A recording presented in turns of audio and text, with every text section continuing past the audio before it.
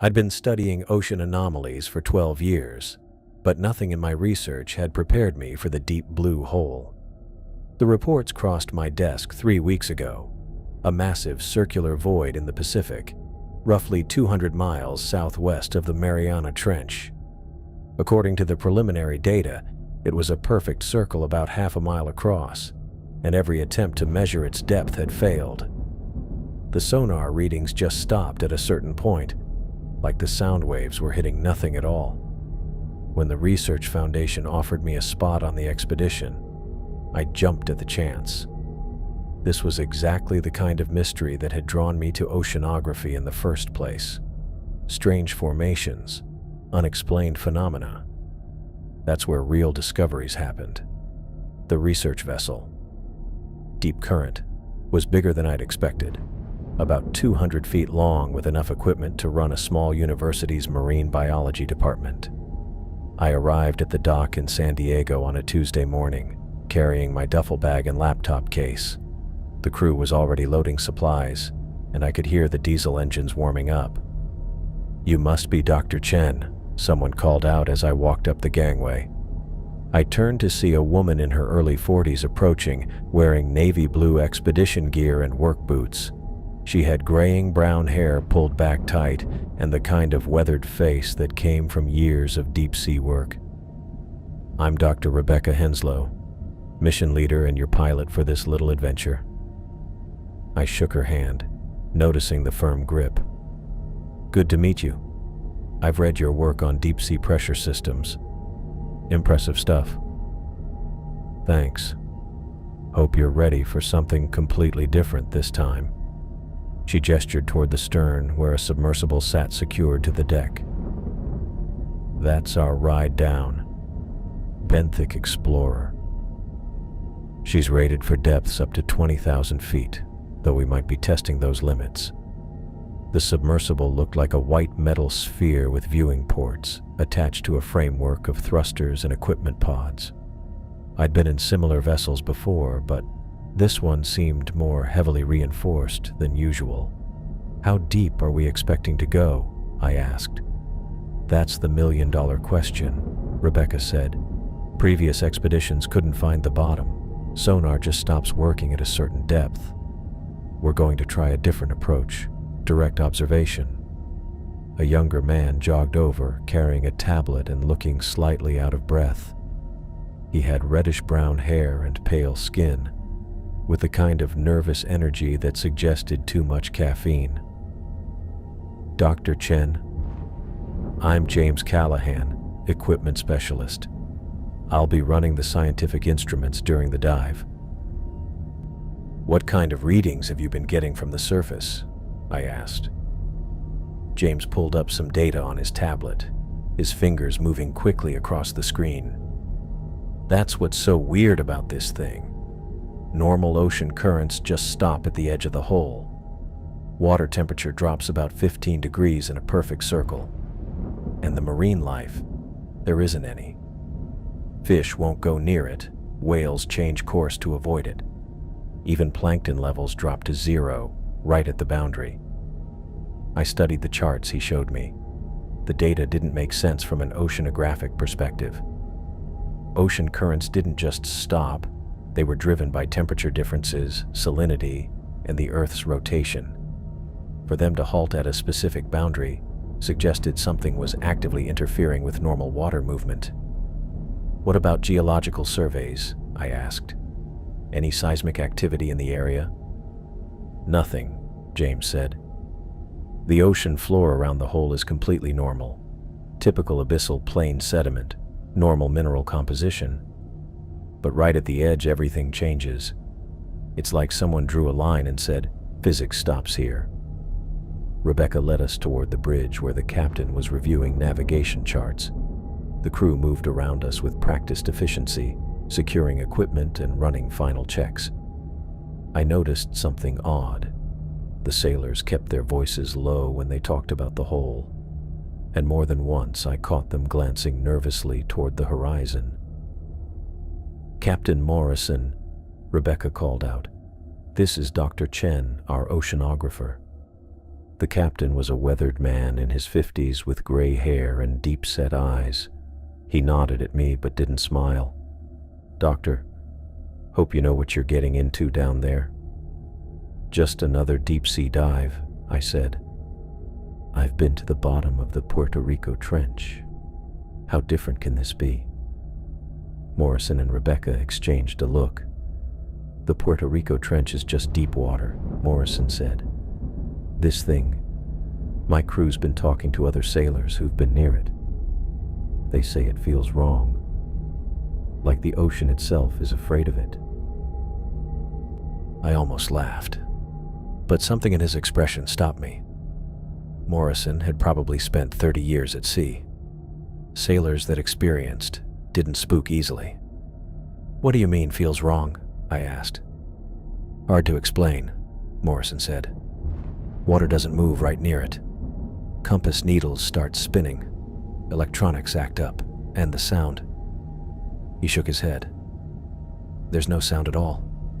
Dead quiet, like the ocean's holding its breath." Rebecca checked her watch. "We should reach the coordinates in about 6 hours. That'll give us time to run final equipment checks and review the dive plan."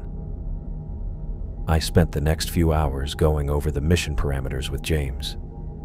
Our primary objective was to descend into the hole and document whatever we found. Secondary goals included water sampling, geological surveys, and mapping the void's structure. The plan was straightforward: go down until we hit bottom or reached our depth limits, then return to the surface. The weird thing is the water displacement, James explained as we reviewed the data. A hole this size should affect ocean levels for hundreds of miles around. But satellite measurements show normal sea levels everywhere except right at the hole itself. "That's impossible," I said. "Water doesn't just disappear. If there's a void this large, the surrounding water has to flow in to fill it." "That's what we thought too. But look at these current measurements." He showed me a series of charts. Water approaches the hole normally, then just stops, like it hits an invisible wall.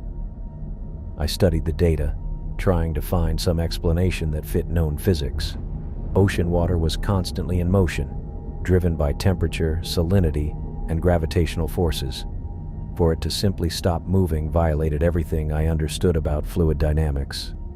The ship's intercom crackled to life. "All hands, we're approaching the target coordinates. Research team to the deck for visual confirmation." I followed Rebecca and James outside. The afternoon sun was bright, and the ocean stretched endlessly in all directions. At first, I didn't see anything unusual. Then Rebecca pointed ahead. "There," she said, "about 2 miles out." I squinted against the glare and saw it, a perfect circle of darker water, like a shadow on the ocean surface. As we got closer, the difference became more pronounced. The water inside the circle was completely still, while normal waves continued right up to the edge. "Jesus," I muttered. "It really is a perfect circle." The boundary was sharp enough to draw with a ruler. On one side, normal Pacific Ocean with small waves and natural movement. On the other side, water so still it looked like black glass. The contrast was unsettling, like looking at a photograph where someone had erased part of the image. "Depth readings?"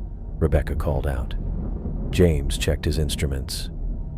"Sonar's working normally until..." "Wait." He frowned at the display. "I'm getting readings down to about 8,000 feet, then nothing.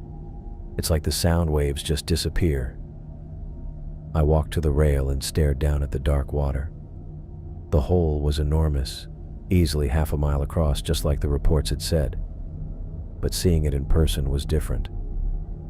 There was something fundamentally wrong about it, something that made my brain struggle to process what I was looking at. "Water temperature?" I asked. 15 degrees colder inside the boundary, James confirmed. "Salinity's normal, but there's no current movement at all. It's like the water's frozen in place."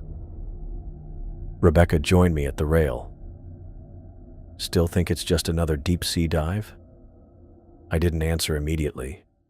The hole defied everything I knew about oceanography, but that's exactly why we were here. Science advanced by investigating the impossible and finding explanations. "Let's get the submersible ready," I said finally. "Whatever's down there, we're going to find it." The crew spent the next hour preparing the benthic Explorer for launch. I watched them run through safety checks, test communication systems, and verify life support equipment. The submersible could keep 3 people alive for up to 12 hours, with emergency reserves for another 6. Rebecca ran through the pre-dive checklist while James loaded scientific equipment into the cargo compartments. Water sampling containers, geological survey tools, cameras, and sensor arrays. Everything we'd need to document whatever we found in the depths. Communication range is about 5,000 feet, Rebecca explained. After that, we'll be on our own until we surface. Emergency ascent takes approximately 40 minutes from maximum depth.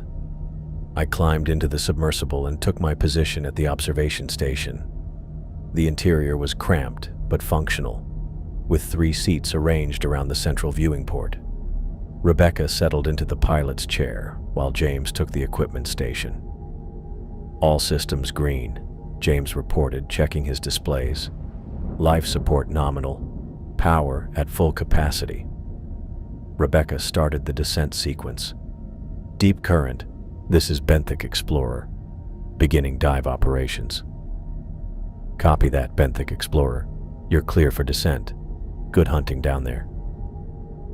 The submersible detached from the ship and began sinking toward the dark water below. I watched through the viewing port as we approached the boundary between normal ocean and the mysterious void. I settled into my seat inside the benthic Explorer, adjusting the safety harness across my chest. The submersible felt cramped with all 3 of us packed inside, but the equipment was impressive. Banks of monitors, control panels, and scientific instruments lined every available surface. Rebecca took the pilot's position up front, while James squeezed into the equipment station behind me. "All systems green," Rebecca announced, her hands moving across the control panel with practiced efficiency. Sealing the hatch now. The heavy clunk of the hatch locking into place made everything feel final. We were committed now. Through the thick porthole beside me, I could see the crew of the Deep Current securing the launch cables. The diesel engines rumbled somewhere above us as the ship positioned itself over our target coordinates. "Initiating descent," Rebecca said. "We'll take it slow until we reach the anomaly." The submersible lurched slightly as the winch system lowered us into the water. I watched the surface disappear above us, replaced by the familiar blue-green of the Pacific. Schools of fish scattered as we descended, their silver bodies catching the filtered sunlight. James was already busy with his instruments, checking readings and making notes on his tablet. "Water temperature's normal so far," he reported. 22 degrees Celsius at this depth. Salinity levels are standard. I pressed my face closer to the porthole, watching the ocean around us. Everything looked normal, the way water should behave at this depth. Particles drifted past in the current, and I could see the occasional jellyfish pulsing through the water column. "How far out are we from the coordinates?" I asked. Rebecca checked her navigation display. "About half a mile. We should start seeing changes soon if the reports are accurate." The submersible continued its steady descent, the water outside growing darker as we moved deeper. I'd done dozens of dives like this over the years, but something felt different today. Maybe it was knowing what we were heading toward, or maybe it was the nervous energy radiating from James behind me. "Current speed is dropping," Rebecca noted, her voice taking on a more serious tone. "We're at about 2 knots now. Should be closer to 4 at this depth." I looked out the porthole again. The particles I'd been watching seemed to be moving more slowly, almost drifting instead of flowing with the current. A piece of kelp floated past, barely moving at all. That's not normal, I said. No, it's not. Rebecca adjusted our heading slightly. James, what are your instruments showing? Temperature's starting to drop, James replied, his voice tight with concentration. Down to 18 degrees now, and the current meter is reading almost 0. I felt my stomach tighten. The ocean didn't work this way. Currents didn't just stop in the middle of the Pacific. There had to be some kind of massive geological feature or underwater formation causing this, but the surveys hadn't shown anything. There, Rebecca said, pointing ahead through the front viewport. Do you see it? I leaned forward, straining to see what she was looking at. At first, everything looked the same, just the endless blue of deep water. Then I saw it. A line in the water, perfectly straight, where the normal ocean seemed to end. What the hell is that? I muttered. The boundary was impossible to miss once you knew where to look. On our side, the water moved normally, particles drifting with the current. But beyond that line, everything was completely still, not just slow, completely motionless, like the water had been frozen in place. Reducing speed, Rebecca announced. We're about 200 meters from the edge. James was frantically checking his equipment. Temperature just dropped another 5 degrees, 15 degrees Celsius now. That's a 7-degree drop in less than 10 minutes. I watched the boundary grow clearer as we approached. The contrast was stark. Living ocean on one side, dead stillness on the other. No fish crossed the line. No particles drifted through it. It was like looking at a wall made of water. This is impossible, I said, more to myself than to the others. Water doesn't behave like this. Tell that to the ocean, Rebecca replied grimly. She brought the submersible to a complete stop about 50 meters from the boundary. James, are you getting any readings from beyond the line? Nothing, James said, his voice strained. Sonar's not penetrating past the boundary. It's like there's nothing there to bounce off of. I stared at the motionless water ahead of us. In 12 years of marine research, I'd never seen anything like this. The ocean was supposed to be in constant motion. Currents, tides, thermal layers all creating movement. But this water looked like it had been turned to glass. We need to get closer, I said, though every instinct I had was screaming at me to turn around. Rebecca nodded slowly. That's what we're here for. She engaged the thrusters, moving us forward at barely a crawl. As we approached the boundary, I could see it even more clearly. The line was perfectly defined, as if someone had drawn it with a ruler. Normal seawater on one side, something else entirely on the other. The still water beyond the line was darker somehow, though I couldn't figure out why. 50 meters, Rebecca announced. 40. 30. James was checking his instruments obsessively. All readings are going crazy. Temperature sensors can't get a lock on anything beyond the boundary. It's like the water just stops existing. 20 meters from the line, Rebecca brought us to another stop.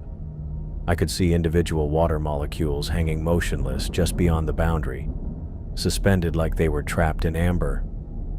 It defied every law of physics I knew. This is it, Rebecca said quietly. The edge of the deep blue hole. I pressed my face against the porthole, trying to understand what I was seeing. The boundary extended as far as I could see in both directions, a perfect circle of stillness in the living ocean. Beyond it, the water was so dark it looked almost black. Are we really going in there? James asked, his voice barely above a whisper. Rebecca's hands hovered over the controls. That's the mission. I took a deep breath, trying to calm my racing heart. Whatever was beyond that boundary, it wasn't natural. It couldn't be. But we'd come this far, and the scientific part of my mind needed to know what was causing this impossible phenomenon. "Do it," I said. Rebecca engaged the thrusters, and the benthic explorer began moving forward again. The boundary grew larger in our viewports, that perfect line between the normal ocean and whatever lay beyond. 10 meters, 5 meters, 3. The moment our bow crossed the boundary, everything changed. I pressed my face against the porthole as we approached what had to be the most impossible thing I'd ever seen in 12 years of ocean research. The deep blue hole stretched out in front of us like a perfect circle cut from the fabric of reality itself.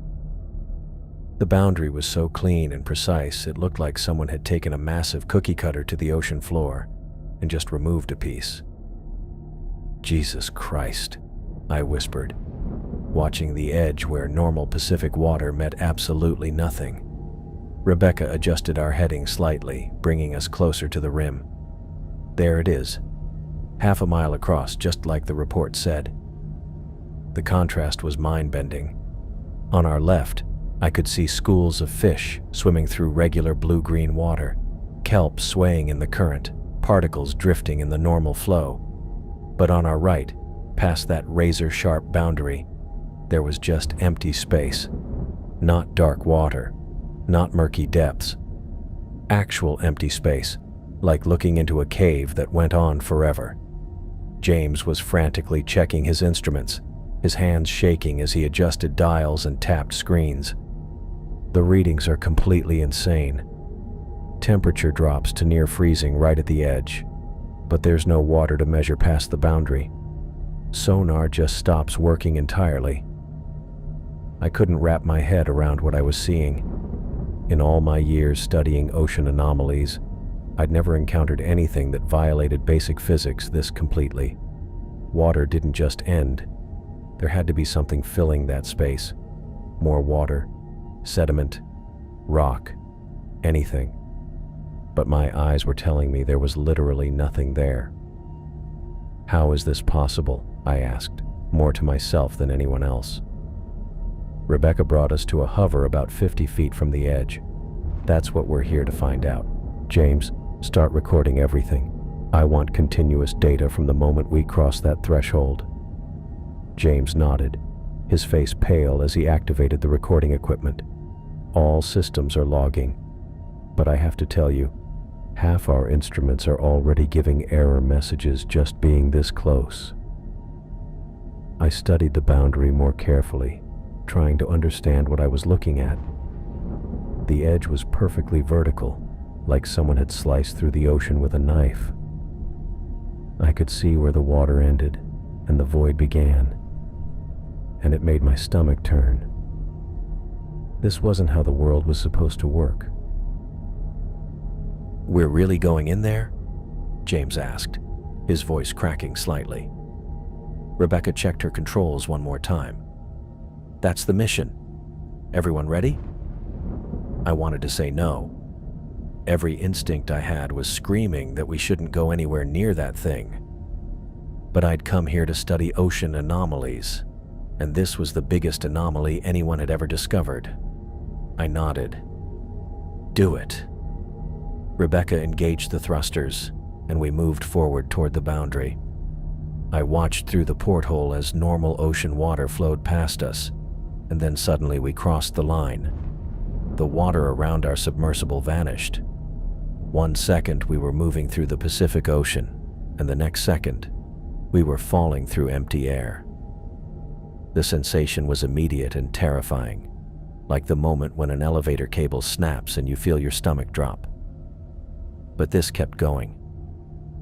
"What the hell?" Rebecca shouted, grabbing the controls as alarms started blaring throughout the cabin. I pressed against the porthole and looked down. Below us was nothing but empty space stretching into darkness. We weren't sinking through water anymore. We were actually falling through air, or vacuum, or whatever filled this impossible void. "The thrusters aren't responding," Rebecca yelled over the alarms. "There's no water for them to push against." James was staring at his instruments in complete panic. We're in free fall! Depth readings are going crazy! We're dropping faster than we should be able to in water! I felt my body pressing against my safety harness as we accelerated downward. This was impossible. Submersibles didn't fall through empty space. They moved through water, which provided resistance and buoyancy. But we were dropping like a stone through air. "Can you get us back to the edge?" I asked, trying to keep my voice steady. Rebecca was fighting with the controls, but nothing was working. The propulsion system is designed for water. Without something to push against, we're just dead weight. The submersible started to spin as we fell, and I caught glimpses of the boundary above us through the porthole. I could see the edge of normal ocean water getting smaller and smaller as we dropped deeper into the void. The circle of real water looked like a distant window now, impossibly far above us. "How deep does this thing go?" James asked, his voice barely audible over the alarms. I looked at the depth gauge and felt my blood run cold. We'd already fallen past 8,000 feet, deeper than we should have been able to go in this part of the Pacific. The ocean floor should have been at around 12,000 feet, but we were dropping through empty space with no bottom in sight. "This can't be happening," I said, watching the depth readings climb higher. 9,000 feet, 10,000, 11,000. Rebecca had stopped trying to control our descent and was just holding onto her seat as we spun through the void. I've never seen anything like this. It's like the laws of physics just stopped working. The spinning was making me dizzy, but I kept watching through the porthole. Sometimes I could see the distant circle of ocean water above us, and sometimes I was looking down into absolute darkness. We were falling through space that shouldn't exist, in a hole that defied everything I knew about how the world worked. 12,000 feet, 13,000. We should have hit the ocean floor by now, but there was nothing below us except more empty space. James was hyperventilating, staring at his instruments. "The readings don't make sense. We're falling through vacuum, but we're not losing pressure in the cabin.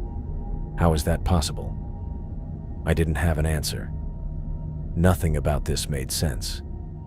We were trapped in a submersible, falling through impossible space, with no way to stop our descent and no idea how deep this void actually went.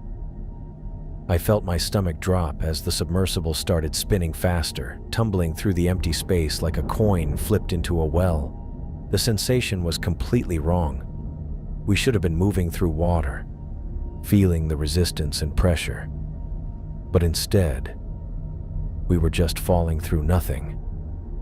Rebecca's hands flew across the control panel, her knuckles white as she gripped the steering mechanism. Come on," she muttered, trying different combinations of thrusters and stabilizers. The engines whined as they spun up, but without water to push against, they were useless.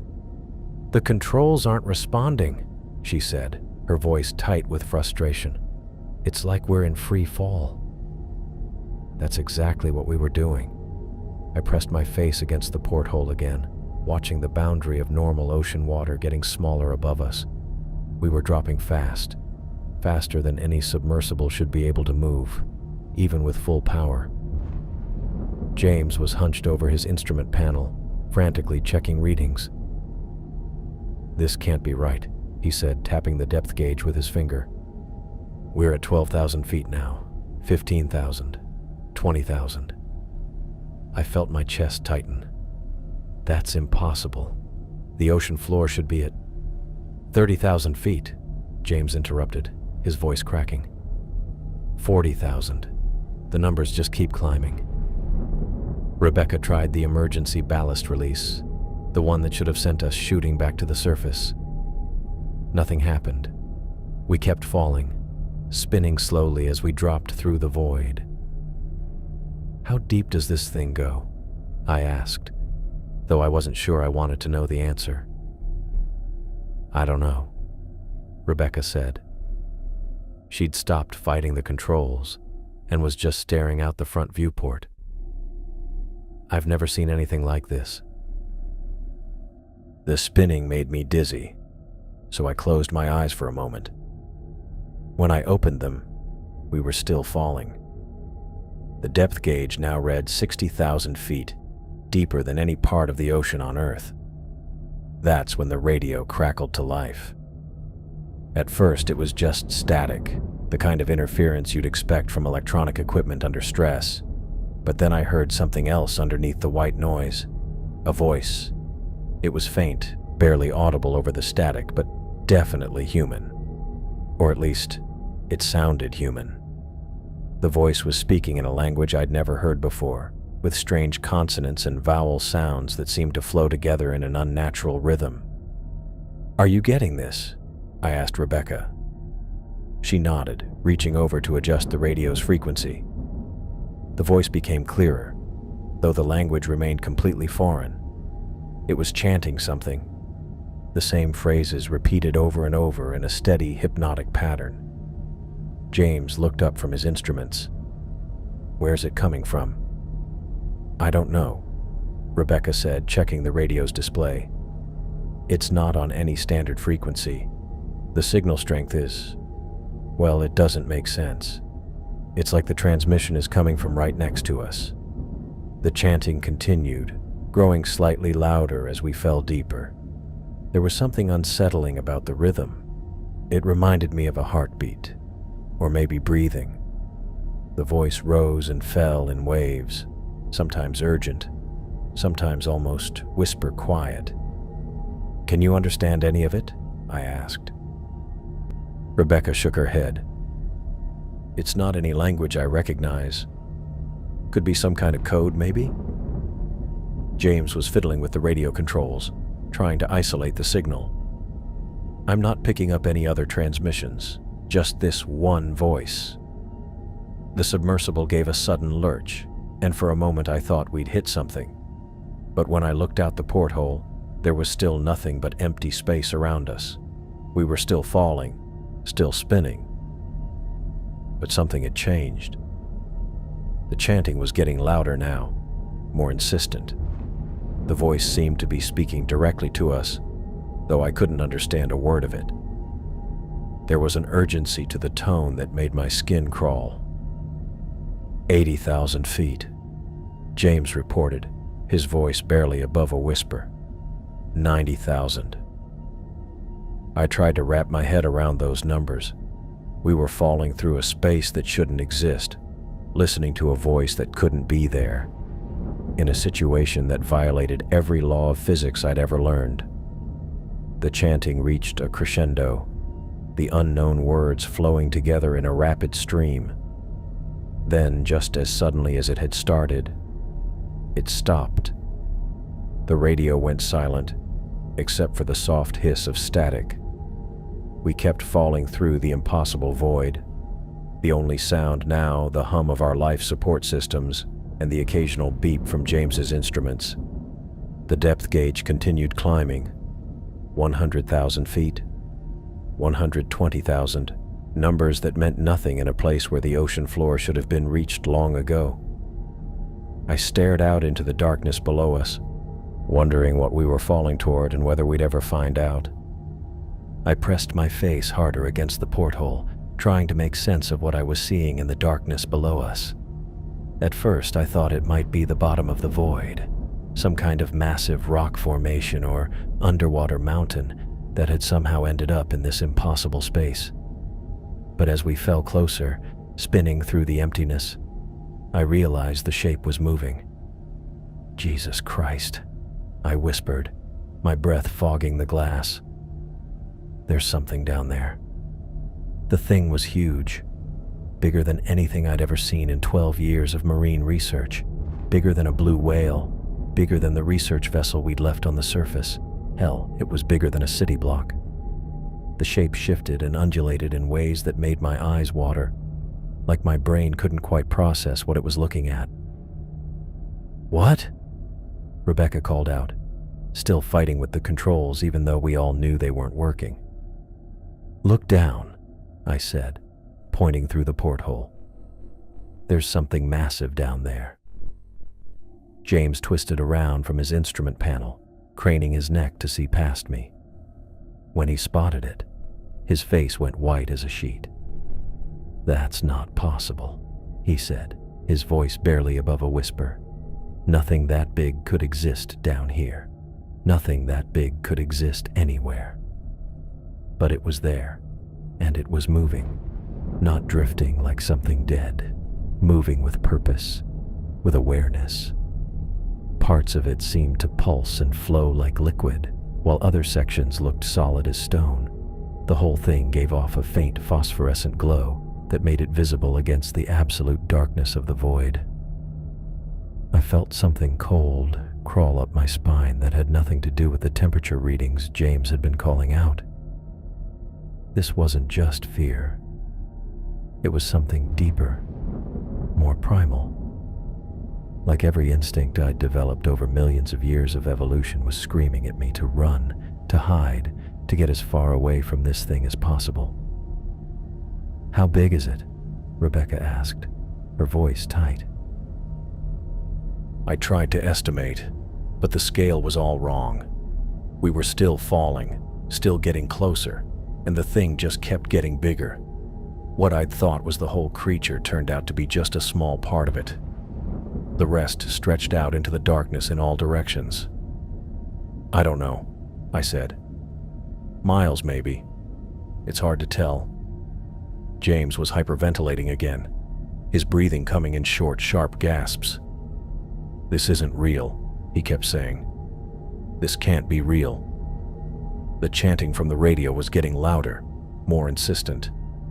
The alien voices seemed to be building towards something, their rhythm matching the pulsing glow of the creature below us. I had the horrible feeling that our descent wasn't random, that we were being drawn down here for a reason. "We need to get out of here," James said suddenly, his voice cracking. "We need to get back to the surface right now." "With what?" Rebecca snapped. "The thrusters don't work. The ballast doesn't work. We're in free fall through empty space." "Then we use the emergency systems," James said, scrambling over his instruments. "There has to be something. Emergency ascent, emergency beacon, something." I watched him frantically pushing buttons and flipping switches, but nothing happened.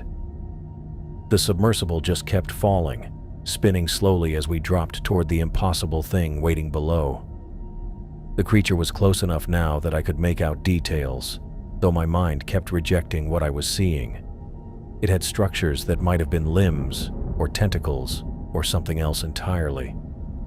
Surfaces that looked like they were covered in eyes or mouths, or geometric patterns that hurt to look at directly. The whole thing seemed to exist in too many dimensions at once, like it was folded in on itself in ways that shouldn't be possible. "Oh God," James whispered, staring down at the thing. "Oh God. Oh God. Oh God." His scientific composure was completely gone. The man who'd been excited about collecting data and making discoveries was now pressed against the wall of the submersible, shaking like a leaf. "James, calm down," Rebecca said, but her own voice was strained. "We need to think this through." "Think what through?" James shouted. "We're falling towards some kind of monster that shouldn't exist, in a hole that shouldn't exist, and our equipment doesn't work, because we're apparently falling through a vacuum that somehow isn't killing us. What exactly are we supposed to think through?" He had a point. Everything about our situation violated the laws of physics as I understood them. We should have been crushed by pressure changes, or frozen in the vacuum, or dead from decompression. Instead, we were just falling, perfectly preserved in our little metal bubble, towards something that my brain kept insisting couldn't be real. The chanting reached a new crescendo, and I felt something change in the air around us. The creature below pulsed brighter, and I could swear it was looking at us. Not with eyes, at least not eyes as I understood them, but with an awareness that made my skin crawl. "It knows we're here," I said. "What?" Rebecca asked. "The thing down there, it knows we're coming." James let out a sound that was half laugh, half sob. "Of course it does. We're probably the first meal it's had in 1,000 years. "Don't say that," Rebecca said sharply. But I was starting to think James might be right. The way the creature was moving, the way the chanting was building, it felt like anticipation, like something that had been waiting a very long time was finally about to get what it wanted. The depth gauge was still climbing. 120,000 feet. 130,000. We were deeper than the deepest ocean trenches on Earth, falling through space that shouldn't exist toward a creature that couldn't be real. James suddenly lunged for the hatch controls. "I'm getting out of here," he said, his hands shaking as he reached for the emergency release. "James, no," Rebecca shouted, but he was already pulling the lever. I watched in horror as James grabbed the hatch wheel and started turning it. The man had completely lost it. We were thousands of feet underwater in an impossible void, and he was trying to open the door. "James, stop!" I yelled, but it was too late. The hatch cracked open with a sound like thunder, and everything changed. I watched in horror as James lunged for the hatch controls, his face twisted with panic. The lever clicked under his grip, and I heard the mechanical whir of the opening mechanism engaging. "James, no!" Rebecca shouted from the pilot's seat, but it was too late. The hatch cracked open with a sound like thunder, and I braced myself for the rush of water that should have flooded our cabin. Instead, something impossible happened. James was yanked from his position with violent force, his body disappearing through the opening in a blur of motion. But no water followed him. I stared at the open hatch, my mind struggling to process what I was seeing. The void outside seemed to pulse and shift, like it was alive. Then, as if responding to some unseen intelligence, the opening began to seal itself. Not the hatch closing. The void itself was healing around the breach. The darkness outside rippled and flowed like thick liquid, covering the hatch opening completely. Within seconds, the breach was gone, leaving only smooth metal where the opening had been. The cabin pressure held steady, as if nothing had happened. James's screams echoed from somewhere below us, growing fainter as he fell into the abyss. The sound was raw and terrified, cutting through the alien chanting that still poured from our radio. I pressed my hands against my ears, but I couldn't block out his voice as it faded into the distance. "James," I called out, knowing it was useless. His screams continued for what felt like forever, then gradually became whisper quiet, until finally, there was nothing but silence. I stared at where the hatch had been, my hands shaking. The metal surface was perfectly smooth, like it had never been disturbed. I reached out and touched it, solid and cold, completely sealed. "How is this possible?" I whispered. Rebecca had stopped fighting with the controls. Her hands fell to her sides, and she slumped back in the pilot's seat.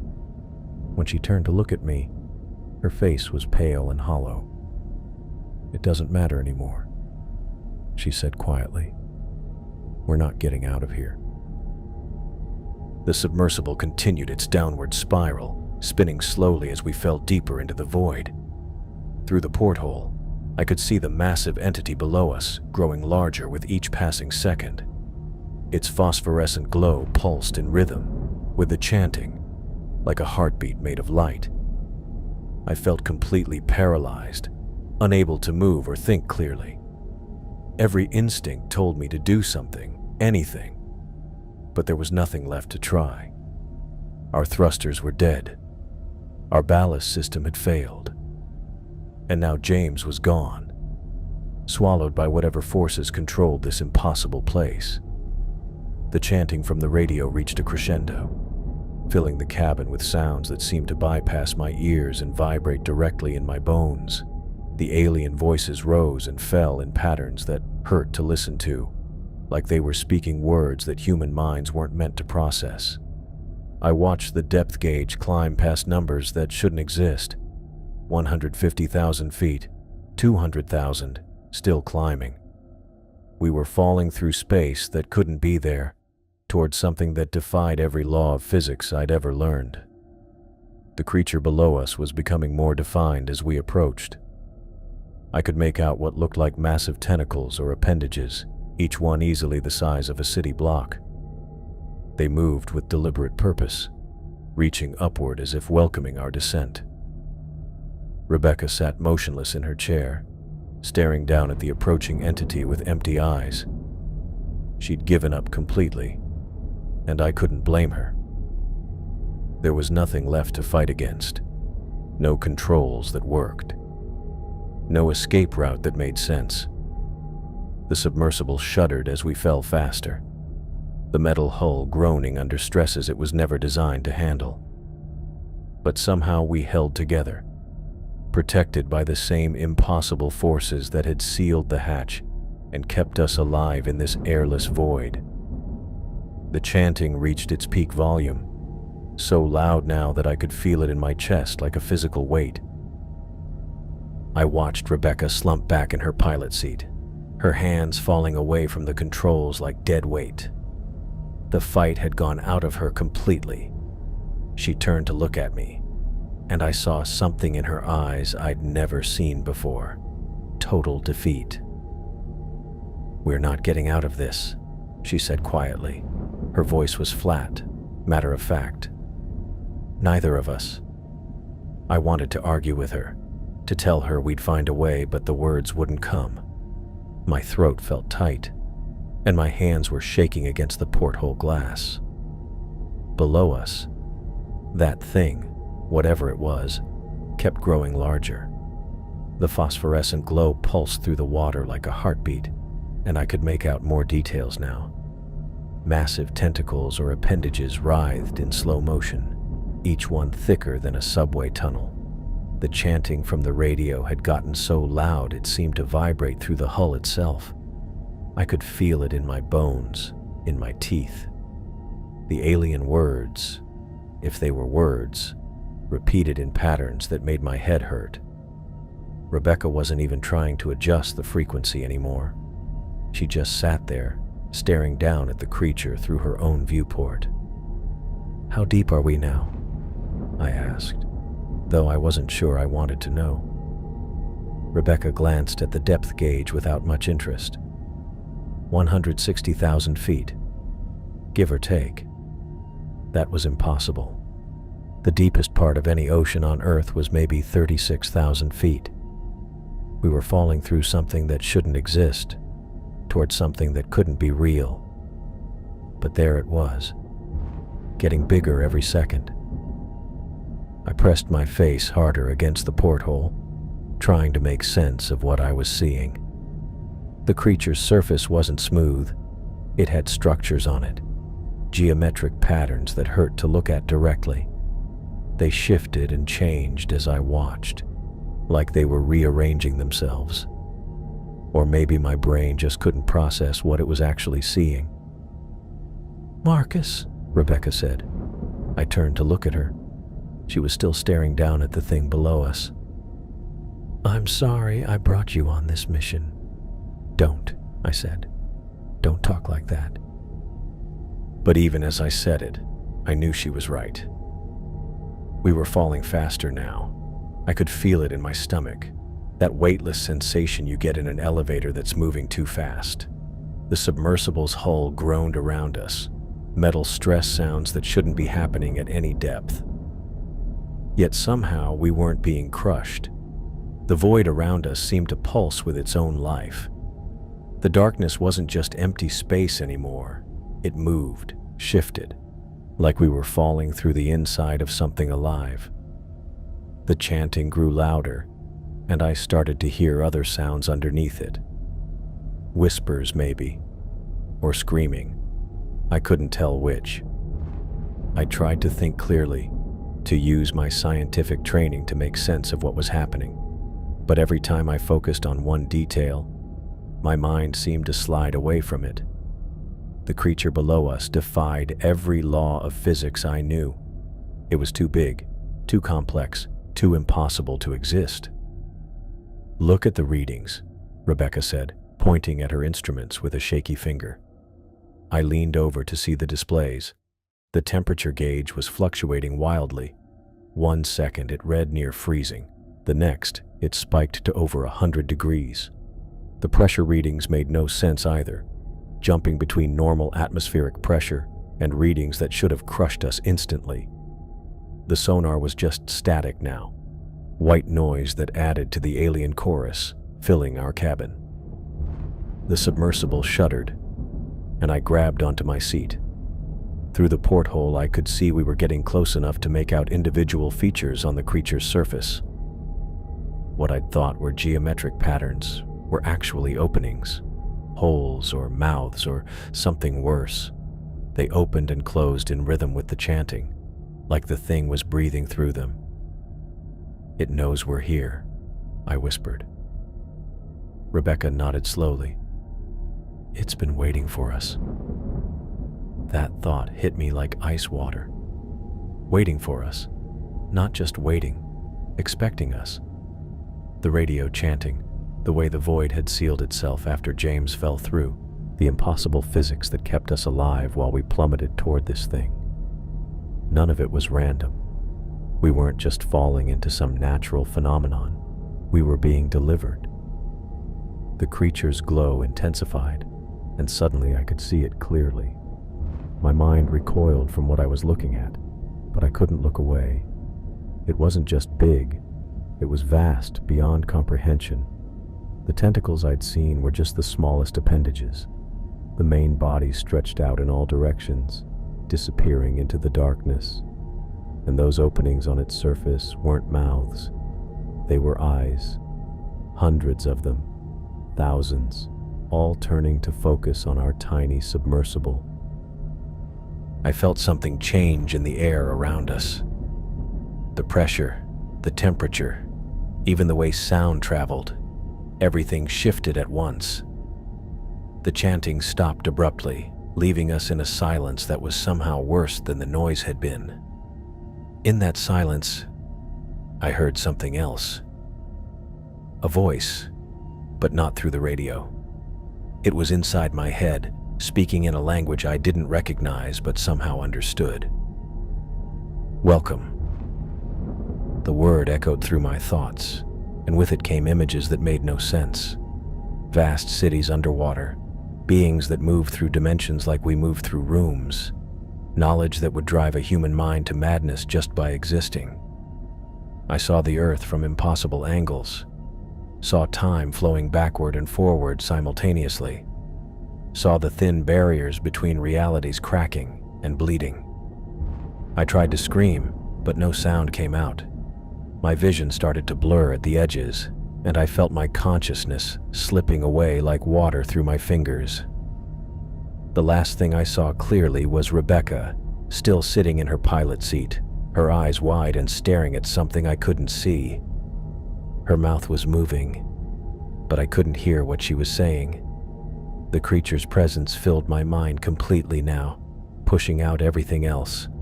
My memories, my thoughts, my sense of self, all of it was being overwhelmed by something so alien and vast that my brain simply couldn't contain it. I felt myself falling not just through space, but through layers of reality I hadn't known existed. The submersible was still descending, still accelerating toward the impossible entity below. But I was no longer really there to experience it. My consciousness was fragmenting, breaking apart under the weight of contact with something that existed beyond human understanding. The last coherent thought I had was a desperate hope that whatever happened next, it would be quick. Then everything went black, and I knew nothing more.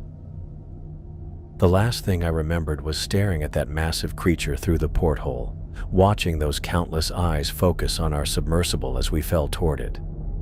The chanting had stopped, replaced by that voice in my head saying, "Welcome." And then everything just went black. I tried to piece together what happened next, but there was nothing.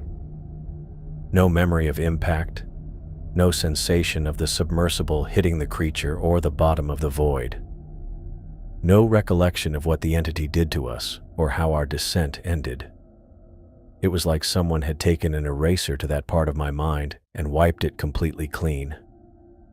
I pressed my palms against my temples, trying to force the memories back. Had we crashed into the creature? Had it grabbed our submersible with those writhing appendages?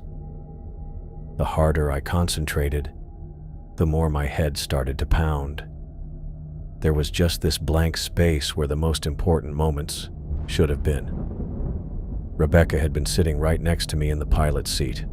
She'd been staring at the creature too, her mouth moving like she was trying to say something. But I couldn't remember hearing her voice, or what happened to her after that. James was already gone by then, fallen into the abyss when he'd opened the hatch. But Rebecca, she'd been right there with me when everything went dark. I tried to remember the sensation of falling, the way the submersible had been spinning as we dropped through that impossible void. The depth gauge had been climbing to numbers that shouldn't exist, 160,000 feet, deeper than any ocean trench on Earth. But after that voice spoke in my head, after those incomprehensible images flooded my consciousness, there was just nothing. The void itself was a mystery I couldn't solve. We'd been falling through empty space where water should have been, defying every law of physics I understood. The creature below us had been massive beyond comprehension, its phosphorescent glow illuminating geometric patterns that shifted and changed across its surface. Those patterns had been openings, eyes, I'd realized, all of them watching us descend. I rubbed my forehead, feeling a dull ache behind my eyes. Whatever had happened down there, my mind seemed determined to keep it locked away. Maybe that was for the best. Maybe some experiences were too overwhelming for human consciousness to process and retain. But the not knowing was almost worse than any memory could have been. The chanting from the radio had been so loud it vibrated through the hull of the submersible. Then that sudden silence, followed by the voice that spoke directly into my thoughts. The images that came with it had been alien, incomprehensible, knowledge that my brain couldn't categorize or understand. And then darkness. I wondered if Rebecca had experienced the same thing. Had she heard that voice too? Had her mind also been flooded with those impossible visions before everything went black? Or had something different happened to her? The questions multiplied in my head, but I had no way to answer them. The missing time felt like a wound in my memory. I could recall every detail leading up to that moment. The creature's eyes focusing on us, the way the submersible shuddered as we fell, Rebecca's pale face in the glow from the instruments. But the actual encounter, the moment when we reached the bottom of that void, was completely gone. I tried to think about what forces could have acted on us during those lost moments. Had the creature communicated with us somehow? Had it done something to our minds, our memories? The voice that had spoken to me suggested some kind of intelligence, something that could reach into human consciousness. But beyond that, I had nothing. The fragments that remained were mostly emotional. Terror, confusion, a sense of being completely overwhelmed by something beyond human understanding. But the actual events, the physical reality of what happened when we reached the entity, remained locked away in some inaccessible part of my mind. I sat there trying to force the memories back, but it was like trying to grab smoke. The harder I reached for them, the more they seemed to slip away. Whatever had happened in those final moments of our descent into the deep blue hole, my mind had decided I wasn't meant to remember it. I woke up choking on salt water, my lungs burning as I coughed up what felt like half the Pacific Ocean. The taste of brine filled my mouth, and my eyes stung from the salt. I was floating on my back, staring up at a gray sky that looked completely normal. No void, no impossible darkness, just regular clouds drifting overhead. My body felt heavy and waterlogged, like I'd been in the ocean for hours. I tried to remember how I'd gotten here, but there was nothing. One moment I was in the submersible with Rebecca, watching that massive creature through the porthole, and then blank. Complete emptiness where my memories should be. I treaded water and looked around, trying to get my bearings. About 200 yards away, I could see the deep current floating on the surface. The research vessel looked exactly the same as when we'd left it. No damage, no signs of distress. Just sitting there like nothing had happened. How was I here? How had I gotten out of the submersible? The last thing I remembered was losing consciousness as that voice echoed in my head, and Rebecca sitting in the pilot's seat with her eyes wide. Now I was floating alone on the surface with no idea how I'd survived. I started swimming toward the ship, my waterlogged clothes making every stroke difficult. My arms felt weak, like I'd been unconscious for a long time. The water around me was normal Pacific blue-green, nothing like the impossible void we'd fallen through. No sign of the deep blue hole anywhere. "Man overboard!" someone shouted from the deck of the Deep Current. I could see crew members running to the rail, pointing in my direction. Within minutes, they had a rescue boat in the water. 2 crew members I didn't recognize pulled me from the ocean and wrapped a blanket around my shoulders. I was shivering, though I couldn't tell if it was from cold or shock.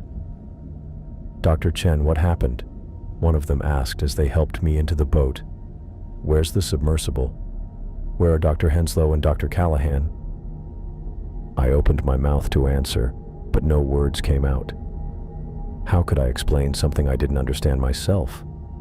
I tried to piece together what had happened after we'd encountered the creature, but there was nothing there. Just a blank space where the most important part should be. "I don't know," I finally managed to say. "I can't remember." They got me back to the Deep Current and helped me onto the deck. Captain Morrison was waiting with a medical kit and a concerned expression. Several other crew members gathered around, all asking questions I couldn't answer. "Where's the benthic explorer?" Morrison asked, scanning the water around us. "We lost radio contact 3 hours ago." 3 hours. I'd been unconscious for 3 hours, somehow floating on the surface while Rebecca and James were... Where? Still down there? Dead? I had no idea. "They're still down there," I said, though I wasn't sure if that was true. "In the hole. Something happened." Morrison looked at me like I was talking nonsense. "What hole?" "Dr. Chen, you're not making sense. We've been monitoring the area. There's nothing unusual on sonar." I looked out at the water where the deep blue hole should be. The ocean looked completely normal. No boundary line, no temperature drop, no void. Just regular Pacific water stretching to the horizon. "Check the coordinates," I said, my voice getting stronger. "The deep blue hole coordinates. It was right here." Morrison nodded to one of the crew members, who ran to check the navigation equipment. He came back shaking his head. "We're at the exact coordinates, Captain. Sonar shows normal ocean floor at 8,000 feet. No anomalies." That was impossible. The hole had been half a mile across, a perfect circle of emptiness. We'd fallen through it for what felt like hours, descending to depths that shouldn't exist. How could it just be gone? "Run a full sweep," Morrison ordered. "Look for any sign of the submersible or debris." I sat on a crate, still wrapped in the blanket, watching the crew work. They deployed every piece of search equipment they had: sonar, underwater cameras, even diving gear for shallow searches. But I knew they wouldn't find anything. Whatever had happened down there, whatever that creature was, it existed in a place that normal instruments couldn't detect. "Dr. Chen," Morrison said, sitting down next to me. "I need you to tell me exactly what happened. Start from when you entered the water." I tried to organize my thoughts, but they felt scattered and incomplete. We found the hole. It was exactly like the report said. A perfect circle where the water just stopped. We went in, and we started falling through empty space. Morrison's expression grew more concerned. Falling through what? There was no water inside the hole. We were in free fall, like we'd been dropped from an airplane. The depth gauge showed us going deeper than any ocean trench. And there was something down there. Something massive. I could see Morrison exchanging glances with the other crew members. They thought I was having some kind of breakdown. Dr. Chen, you've been through a trauma. Sometimes the mind creates false memories to cope with. I'm not making this up, I interrupted. Rebecca and James saw it too. There was a creature down there, bigger than anything that should exist. It was aware of us. It spoke to me.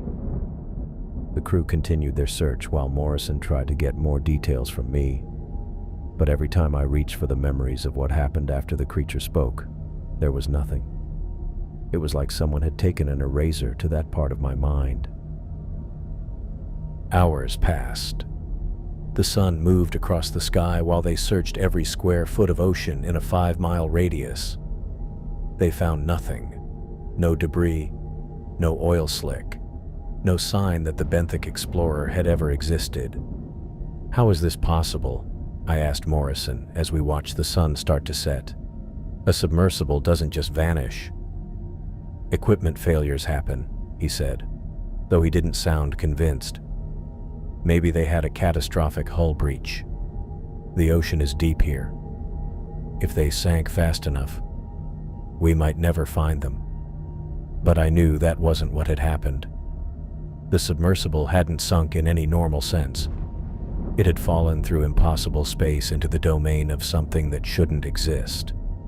And somehow, for reasons I couldn't understand, I'd been sent back to the surface while Rebecca and James remained trapped below. The search continued into the night, with floodlights illuminating the water around us. I stood at the rail, staring down into the dark ocean, trying to remember how I'd escaped. But there was nothing there, just a void in my memory as empty as the hole we'd fallen through. I watched Captain Morrison deploy every piece of search equipment the Deep Current had. The crew lowered underwater cameras, ran sonar sweeps, and sent down diving gear to check the coordinates where the deep blue hole should have been. I stood at the rail, wrapped in that scratchy wool blanket, watching them work.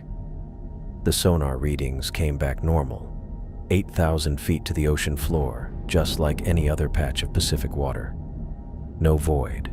No impossible depths. No sign of the benthic explorer or Rebecca or James. Nothing down there but sand and rock, Morrison said, checking the display for the third time.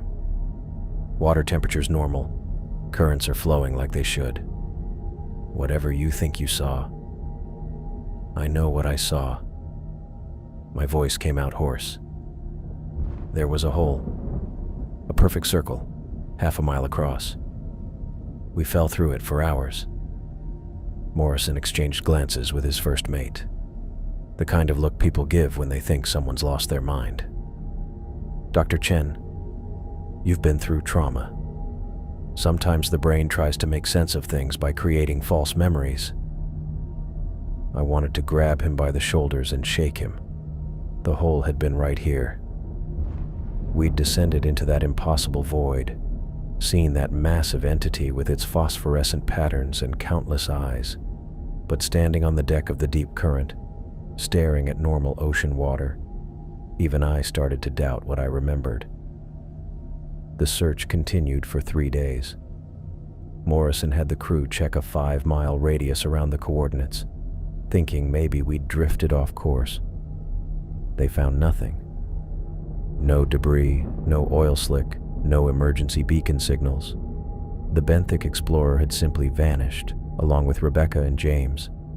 On the second day, I tried explaining what had happened inside the hole, how we'd fallen through empty space instead of water, how the depth gauge had read over 160,000 feet. How that thing down there had spoken directly into my mind. The crew listened politely, but I could see it in their faces. They thought I was having some kind of breakdown. Morrison suggested I might have hit my head when the submersible surfaced, that I could be suffering from a concussion or decompression sickness. But I don't remember surfacing, I told him. I don't remember anything after that voice in my head. I just woke up floating in the ocean. Memory loss is common with head trauma, Morrison said. The important thing is, you're alive. But that was the problem. Why was I alive? Why had I been expelled from that void while Rebecca and James remained trapped down there? The guilt ate at me worse than the fear. I'd been the one to give the order to cross the boundary. I'd led them into that nightmare. By the fourth day, Morrison called off the search. The Coast Guard had been notified, and they'd run their own sweep of the area. Nothing. The official report would list the Benthic Explorer as lost at sea, cause unknown. Rebecca and James would be declared missing, presumed dead. I stood at the rail as the deep current turned toward shore. The ocean looked completely normal. Waves rolled in their usual patterns. Seabirds dove for fish, and the water sparkled blue-green under the afternoon sun. No one looking at this spot would ever guess what lay beneath. But I knew. I'd seen that entity with my own eyes, felt its presence in my mind. It was still down there in that impossible void, waiting. The hole might be invisible to sonar and cameras, but it existed. The creature existed. Morrison found me at the rail as we headed back to port. "You should talk to someone when we get back," he said. "A counselor, maybe a psychiatrist. What you've been through, losing your colleagues like that, it's not something you should handle alone." I nodded, but I knew no counselor would believe me. No one would. I was the only person who'd seen the truth and lived to tell it, and that truth sounded like the ravings of a madman. The Deep Current's engines hummed as we sailed away from the coordinates. I kept staring back at the water, knowing that somewhere beneath those normal-looking waves, Rebecca and James were still down there. Dead or alive, I couldn't say. But they were down there with that thing, in a place that shouldn't exist.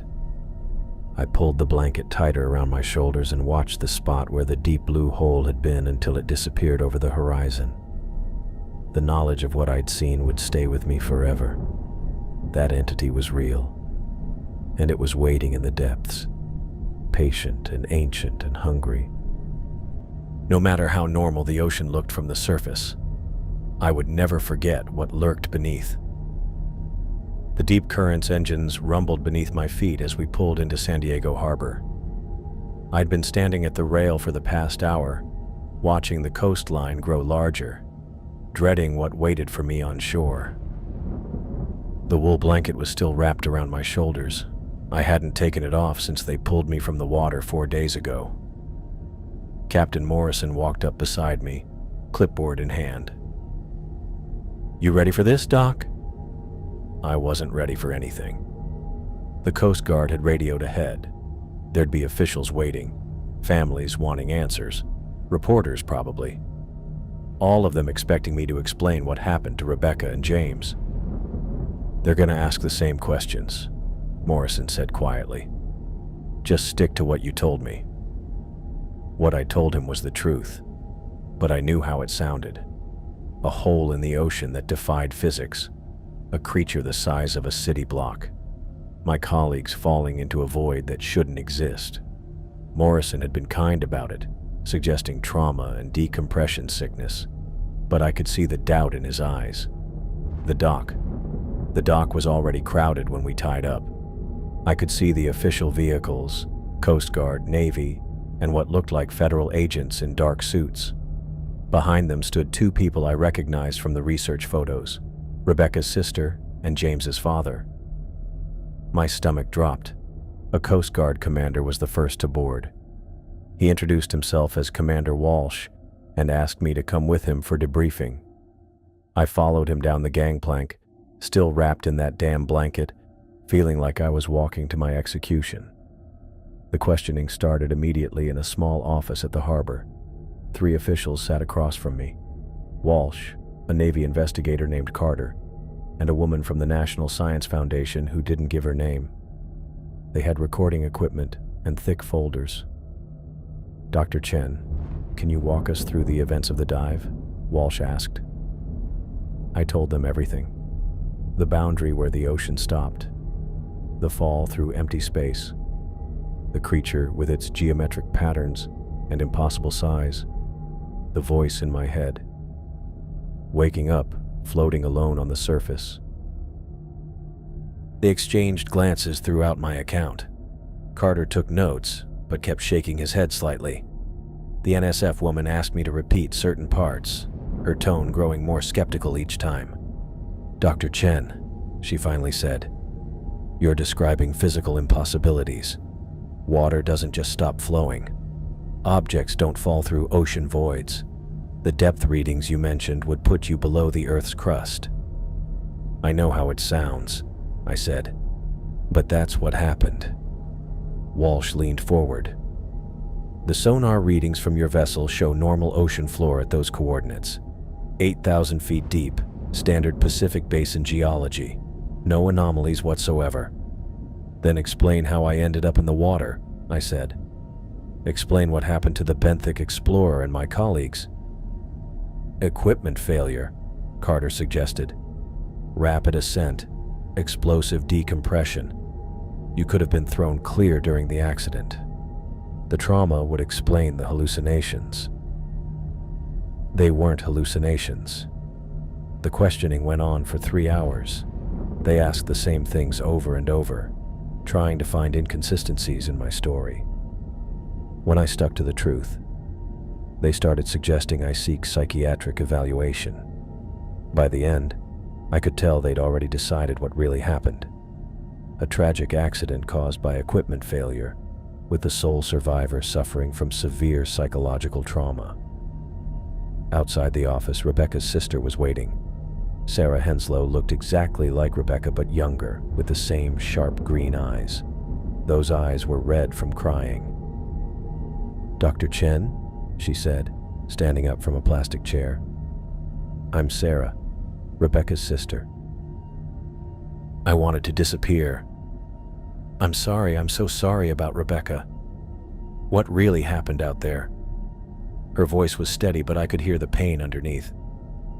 "The officials won't tell me anything except that there was an accident." I looked around.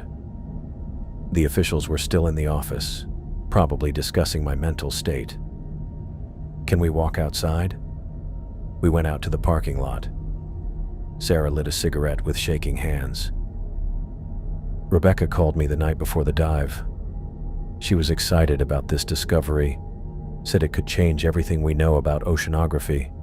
Now they're telling me she's dead, and you're the only one who came back." "I tried to save them," I said. "When James opened the hatch, I tried to grab him, but he fell. And Rebecca, she was right there next to me when that thing spoke to us. I don't know why I'm the only one who made it out." Sarah stared at me. "What thing?" I realized I'd said too much. The officials had made it clear they thought I was delusional. If I told Rebecca's sister about the creature, she'd think the same thing. "I'm sorry," I said. "The doctors think I have some memory issues from the accident." But Sarah stepped closer. "No, you said that thing spoke to us. What did you mean?" I looked into her eyes and saw something I hadn't seen from anyone else. She wanted to believe me. Maybe because the alternative was accepting that her sister died in some random equipment failure. "There was something down there," I said quietly. "Something that shouldn't exist. It was waiting for us." Sarah took a long drag from her cigarette. "The officials said you were hallucinating. I know what I saw." She studied my face for a long moment. "Rebecca always said the ocean still had secrets. Big ones." She dropped the cigarette and crushed it under her heel. "I don't think you're crazy, Dr. Chen. I think something happened out there that they don't want to admit." Before I could respond, James's father appeared. Robert Callahan was a tall man with the same reddish hair as his son, but gray at the temples. His face was hard, angry. "You're Chen," he said. It wasn't a question. "Mr. Callahan, I'm sorry for your loss." "Sorry?" His voice was getting louder. "My son is dead, and you're walking around wrapped in a blanket talking about sea monsters. What kind of scientist are you?" "Dad, please." A younger woman appeared beside him. Probably James's sister. She put a hand on his arm. "This isn't helping." "He was supposed to keep them safe," Callahan said, pointing at me. "He was the senior researcher. And now my boy is gone and this man is spinning fairy tales about holes in the ocean." I didn't know what to say. He was right about one thing. I was supposed to keep them safe. I was the senior researcher. I should have stopped James from opening that hatch. I should have insisted we turn back when we saw the boundary. "I tried to save him," I said, "by letting him fall into your imaginary void." Callahan's face was red now. "The Coast Guard told me what you've been saying. Equipment failure. That's what killed my son. Not some monster from your damaged brain." His daughter pulled him away before he could say more, but I could hear him talking loudly as they walked to their car. 30 years I worked to send that boy to college, and this is what happens. Some lunatic gets him killed and makes up stories about it. Sarah was still standing beside me. "Don't listen to him. He's hurting." "He's right, though," I said. "I was supposed to bring them back. You couldn't have known what would happen. But I could have. The signs were all there. The boundary where currents stopped, the temperature drop, the sonar readings that made no sense. Any reasonable scientist would have turned back. Instead, I'd been curious. I'd wanted to understand the impossible thing we'd found. That curiosity had killed my colleagues. The next few weeks were a nightmare. The official report came out declaring the Benthic Explorer lost due to equipment failure. Rebecca and James were listed as presumed dead. I was recommended for psychological evaluation and placed on administrative leave from the university. The media picked up the story.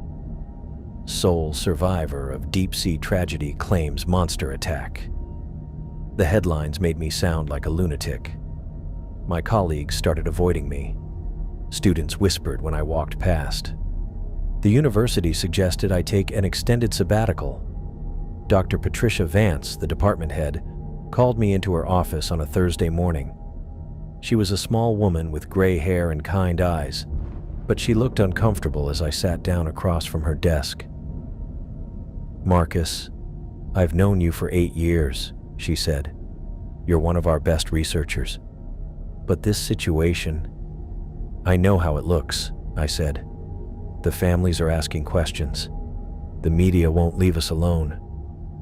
And your account of what happened..." She paused, choosing her words carefully. "The review board thinks you need time to recover from your trauma. They think I'm crazy. They think you experienced something terrible and your mind is trying to process it in ways that don't align with physical reality." I laughed, but there was no humor in it. Physical reality. Right. "Marcus, I want to help you, but you have to meet me halfway here. The things you're describing, holes in the ocean, creatures that speak telepathically, they're not possible. Then explain how I ended up floating alone on the surface." "Equipment failure, rapid ascent. You were thrown clear during the accident and suffered a head injury. The hallucinations are your brain's way of filling in the gaps. It was the same explanation everyone gave. Clean, rational, impossible to disprove. The only problem was that I knew it wasn't true. Take the sabbatical, Dr. Vance said. Get some help. When you're ready to discuss what really happened out there, we'll talk about bringing you back. I cleaned out my office that afternoon.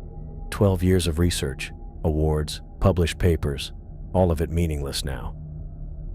My graduate students looked at me with a mixture of pity and fear. Word had gotten around about my breakdown. The apartment felt too quiet after that. I'd lived alone for years, but now the silence was oppressive. I found myself checking news reports obsessively, looking for any mention of unusual ocean activity near the deep blue hole coordinates. There was nothing. I tried to return to normal research, working on some papers I'd been writing before the expedition. But every time I looked at oceanographic data, I thought about that boundary where the laws of physics stopped working. Every depth chart reminded me of falling through impossible space. Every temperature reading made me remember the creature's phosphorescent patterns. Sleep became difficult. When I did manage to drift off, I dreamed about the void. Sometimes I was falling again, watching James disappear into the darkness. Sometimes I was floating on the surface, calling for Rebecca, while the creature's voice echoed in my head. I'd wake up in a cold sweat, checking the time on my phone, always written out as numbers, never digits, because even that small detail reminded me of the depth gauge reading 160,000 feet. Dr. Elizabeth Morrison, no relation to the captain, was the psychiatrist the university recommended.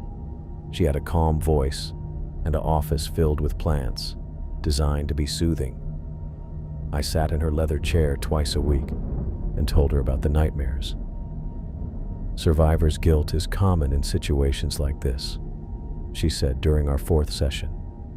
You feel responsible for your colleagues' deaths, so your mind has created an elaborate scenario where you were powerless to save them. What if it's not survivor's guilt? I asked. What if I'm telling the truth? Marcus, I've read the official reports. The physical evidence doesn't support your account. The physical evidence was destroyed when the hole disappeared. She made a note in her file. You believe the hole disappeared? I know it did. That's why they can't find any trace of the submersible. Or the submersible was destroyed in an equipment failure and sank to the ocean floor where it's buried under sediment. Round and round we went. She was kind about it, but I could see the same doubt in her eyes that I'd seen in everyone else. The rational explanation was so much easier to accept than the truth. Months passed. The media attention died down. The families stopped calling. My colleagues stopped asking how I was doing. I became a cautionary tale, the brilliant scientist who cracked under pressure and invented an elaborate delusion to cope with tragedy. I tried to go back to the ocean once. A former student invited me on a research cruise studying kelp forests off the California coast. Shallow water, safe diving, nothing like the deep Pacific. I thought maybe I could ease back into it. But when I saw the dark water stretching to the horizon, my hands started shaking. When they lowered the first piece of equipment over the side, I had to grip the rail to keep from falling. The sound of the winch reminded me of the Benthic Explorer's launch sequence. The splash when the equipment hit the water made me think of James falling into the void. I made an excuse about feeling seasick and spent the rest of the trip in my cabin. The student was understanding, but I could see the pity in his eyes. Word would get around that Dr. Chen couldn't even handle a simple kelp study anymore. That was when I knew my career was over. Not officially. The university kept me on sabbatical, hoping I'd eventually recover. But I couldn't look at the ocean without seeing that perfect circular boundary. I couldn't read depth charts without remembering the impossible readings. I couldn't hear sonar pings without thinking about the creature's geometric patterns. The worst part was the knowledge that it was still down there. Whatever that thing was, whatever impossible space it inhabited, it hadn't disappeared just because the hole was gone. It was waiting in the depths, patient and alien and utterly beyond human understanding. Sometimes I'd drive out to the coast and stand on the cliffs, looking west toward the coordinates where we'd found the deep blue hole. The ocean looked normal from up there, blue water stretching to the horizon, waves breaking against the rocks below. But I knew better. I knew what lurked beneath that peaceful surface. The entity had spoken to me. It had said welcome, in a voice that bypassed my ears and went straight into my brain. It had shown me images I couldn't understand, sensations that human consciousness wasn't designed to process. And then it had let me go. Why? Why had I survived when Rebecca and James didn't? The question haunted me more than any nightmare. Had the creature chosen me for some reason? Was I supposed to remember, to carry the knowledge of its existence back to the surface world? If so, I'd failed. No one believed me. The truth had died with my colleagues in that impossible void. I stopped seeing Dr. Morrison after 6 months. She'd done her best, but there was no therapy for what I'd experienced. No treatment for the knowledge that everything we thought we knew about the ocean was wrong. The university finally made my sabbatical permanent. They called it early retirement due to medical reasons. The pension was generous. They wanted to make sure I didn't cause any more embarrassment. I signed the papers without reading them. My apartment lease was up for renewal, but I couldn't stay in San Diego anymore. Too many reminders, too many colleagues who looked at me with pity or suspicion. I found a small house in Colorado, as far from the ocean as I could get. Mountains and forests, no water deeper than a creek. But even there, in the thin air of the Rockies, I could feel it. The creature's presence, vast and patient, waiting in the depths of an ocean 2,000 miles away. It knew I was alive. It knew I remembered. And somehow, I knew it wasn't finished with me. The moving truck pulled away from my new house on a Tuesday afternoon in October.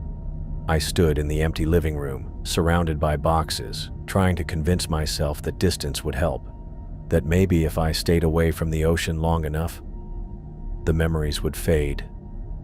But I knew better. The deep blue hole was gone, but the entity remained. And no matter how far I ran, I would always carry the knowledge of what waited in the impossible depths where physics broke down and ancient things stirred in the darkness.